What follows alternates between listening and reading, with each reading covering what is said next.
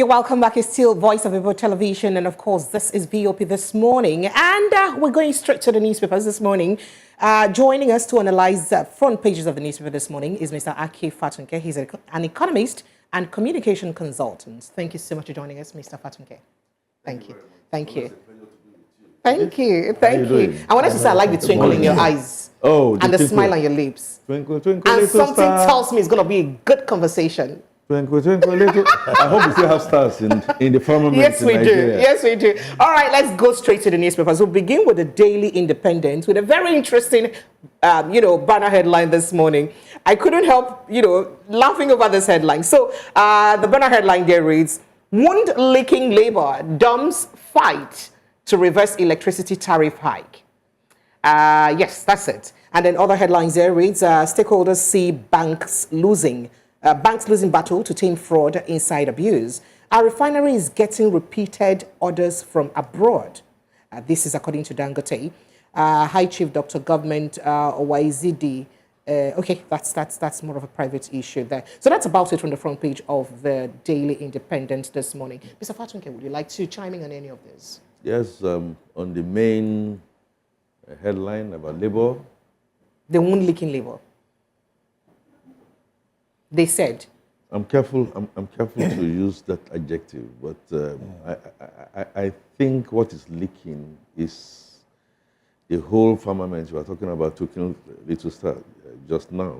The whole firmament about the Nigerian body politics and economy and community are leaking at all sides.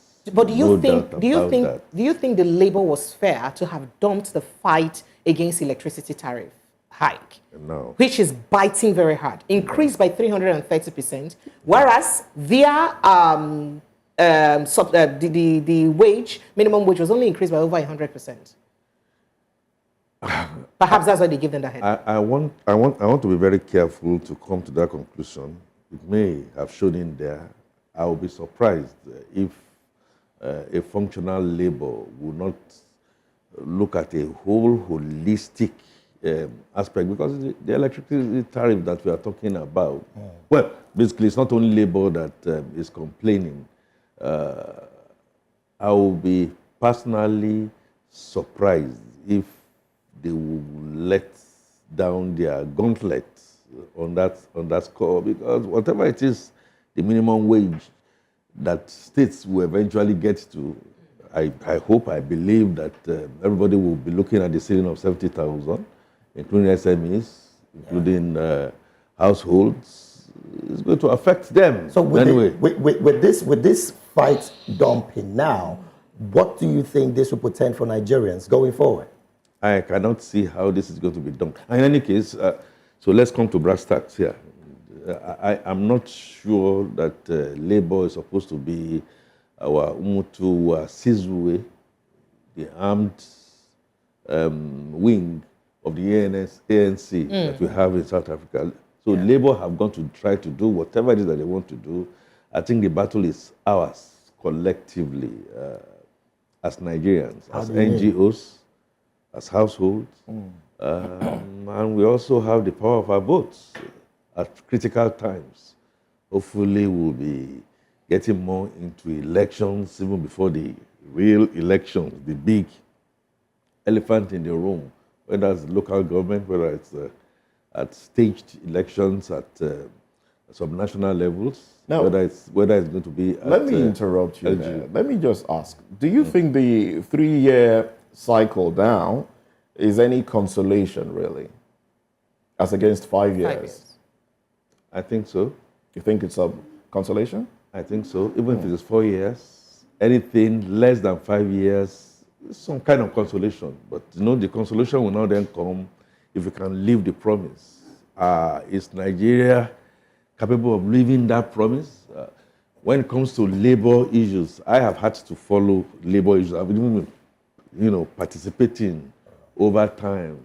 Red herrings are thrown in, political statements are made to keep the boys and the girls quiet. Then when the come becomes, like Keombadwe would have said, and then you'll be found wanting. So the reason... I think it's a consolation. Okay. It's a good start. Okay. What exactly does the statute say? I mean, in a period of 5 and all that. So if the state feels that the workers have been, quote and unquote, cheated out of their normal, and I said, look, you know what's going to happen? Take this for now, and I begin to put machinery in motion like yesterday to ensure that within the 3-year cycle, hopefully we won't have a change in government that will now then come and say, look, I want to revert. So you know the reason why this electricity hike thing is even a thing is because we remember the National Assembly, especially the House of Rep, telling the National Electricity Regulation Commission not to go ahead with the increment. But they still did. And the fact that this is telling hardly on businesses. There are businesses whose perhaps electricity tariff used to be as much as just 1 million naira per month. They now pay over 3.3 million naira monthly. And this in turn will, of course, the burden will be passed on consumers. Not, of course, biting harder on the populace that are already complaining. So that's the issue. How then would the government perhaps would have intended for Nigerians to cope with the tariff? It's not just a small increment, over 300%. That's a big deal for a country with low purchasing power. On one hand, I hear you so loud and clear. Like you're Tinubu, so you can hear me. You do something about it. It's true. It's true. I hear you loud and clear. But you see, as an entrepreneur, or as an owner of business, I can only give what I have. If over the years I have not invested, I can not be thinking of reaping from a non-investment to now begin to now want to give you something.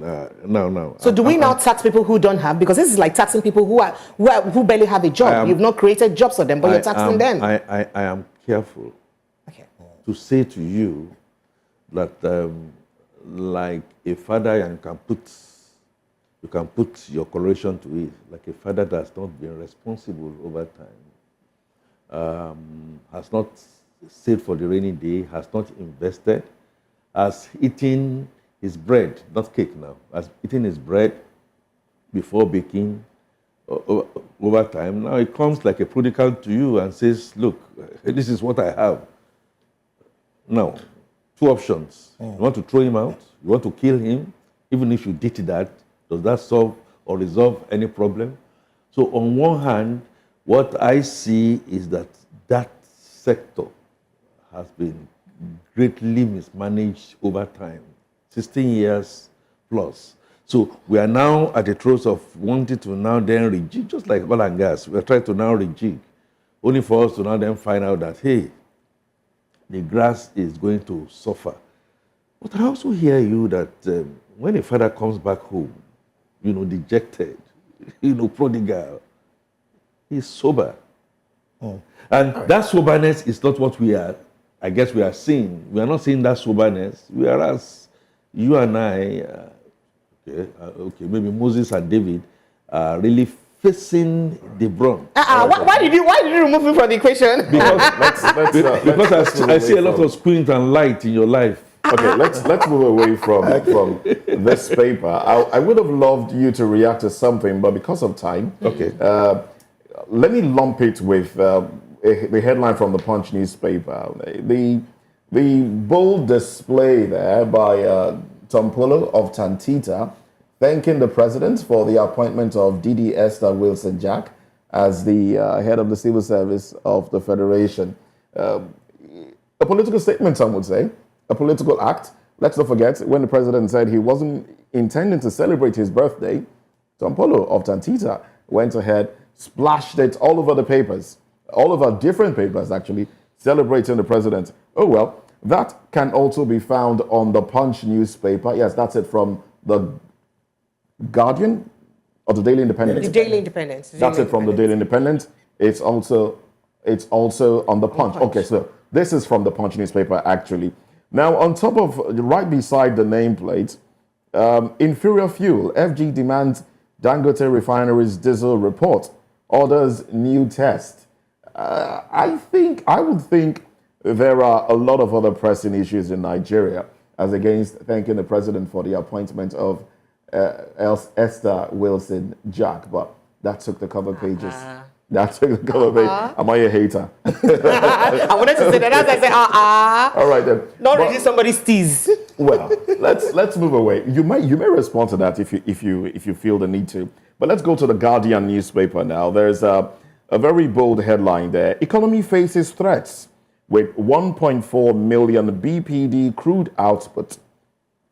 Subriders, industry experts point to dark spots, make recommendations. We can produce 2 million BPD, NNPC. Nigeria needs energy minister, not president, to drive industry. Agbakoba. NUPRC concluding divestment to boost output. Komalafe. Now, these are headlines from the Vanguard newspaper.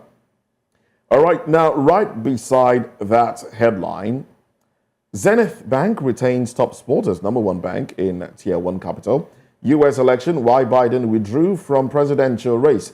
Three civilians, inspector, 2 assailants killed as gunmen attack police team in Aba. Our refinery having repeated orders from abroad. Dangote. Navy, Nemaso disagree over proposed law on maritime security. All right. And there you have a pictorial of Joe Biden and Kamala Harris, Vice President Kamala Harris, right there. So these are the headlines from the Vanguard newspaper. Which tickles your fancy? The Punch, please let me get back to it. Going back to the Punch, that's okay. The Punch.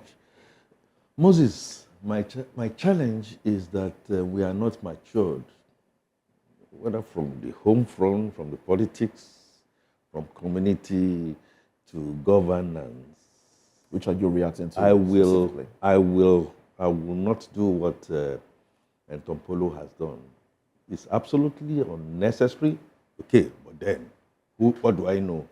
And Pura, and I also see a situation where now we are talking about Ntompolo. It could have been somebody from Southwest.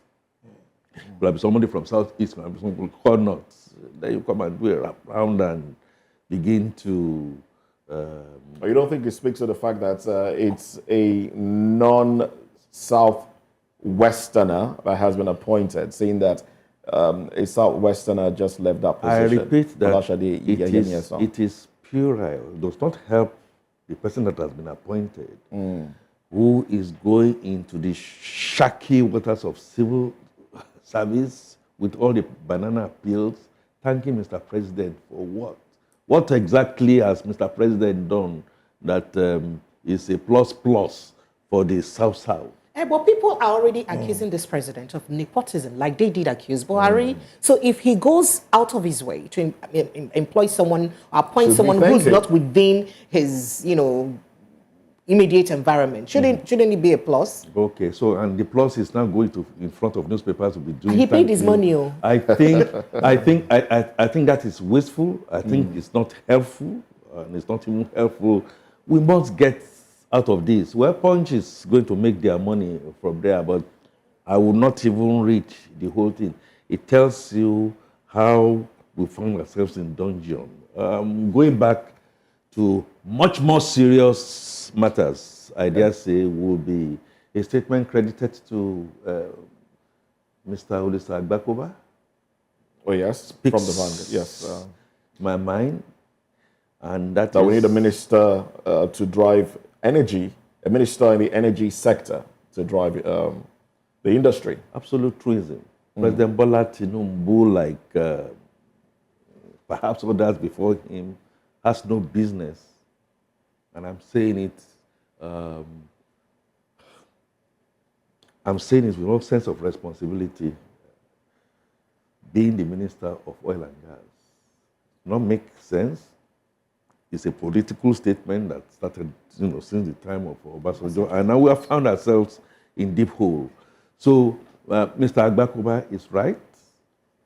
He speaks my mind as a technocrat who has worked in that industry, and as a baton that I think we should be giving to future generations. That morass should stop. Pure and simple. Kudos to Mr. Agbakoba. He didn't make a political statement. Quite a number of other things I see here are political jigsawing.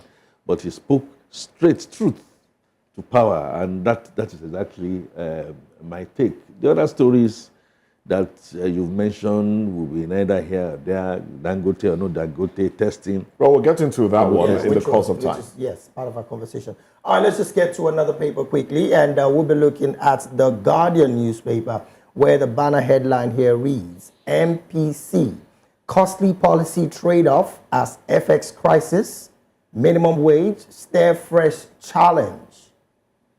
Lagos government issues contravention notice to Ajah property owners. Money supply to dip by 20 trillion naira as banks offload dormant account proceeds. And then Democrats shop for new candidates as Biden pulls out of re-election race. Proposed bill stirs fresh controversy in ICT sector. Hold governors' orders to account for 2023 electoral offenses. Court orders INEC. Now, above that banner headline there, you find all the pictorial that reads, Dangote rejects monopoly, claims halts. Dangote rejects monopoly claims, halts investment in steel industry. NEL fund to disburse 37 billion naira student loan to 112,000 applicants this week.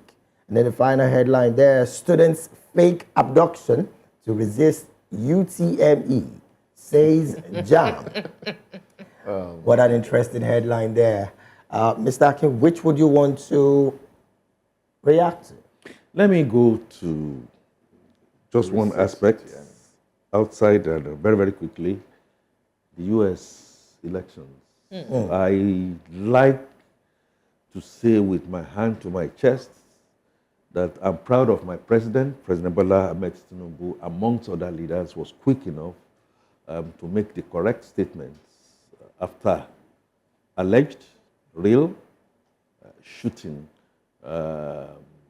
assassination, whatever it is.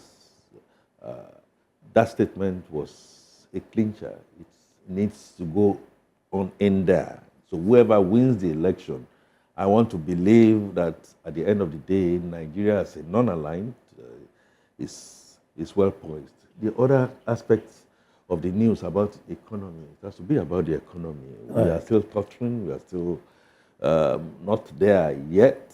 That is Dangote. Dangote doesn't want to continue his investment plans. The monopolist is not a monopolist. I know we're going to get into all that, but we are in dire straits. The goose that is laying the golden egg, which is the oil and gas, that we have not found a way to effectively diversify over the years, will continue to haunt us. And all the numbers rigged up are showing red, in all matter particular.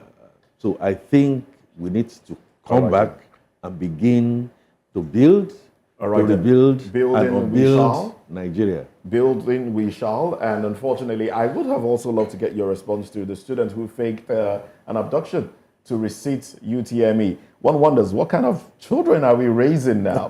We're having some forge their results, and they are supposed to be the leaders of tomorrow. What is happening truly in Nigeria? But anyway, in a minute. Morality has gone down. So down the drain. They are copying from the masters. That one is deep. That's a low blow. Low blow.